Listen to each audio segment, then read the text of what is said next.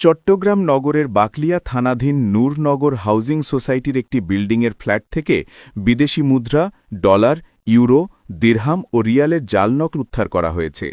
অভিযানের সময় ঘটনাস্থল থেকে তামজিদ ২০ নামে এক যুবককে গ্রেপ্তার করা হয়।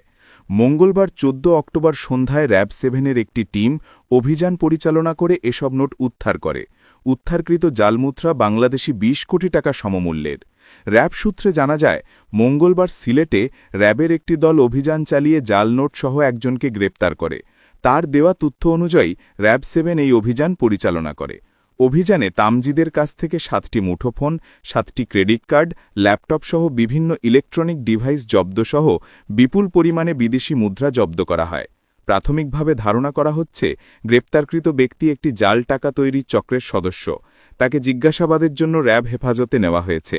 জাল টাকার বিষয়ে তানজিম র‍্যাবকে জানায়, টাকাগুলো শুটিংয়ের কাজে ব্যবহারের জন্য জাল টাকা না, এখানে লেখা আছে যে শুটিং পারপোজ।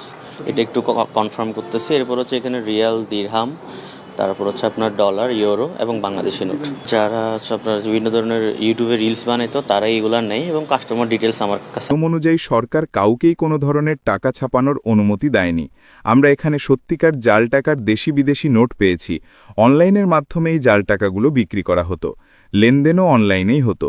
তিনি বলেন, ইতোমধ্যে যেখান থেকে নোটগুলো ছাপানো হয়েছে সেখানকার দুজনকে হেফাজতে নিয়েছি।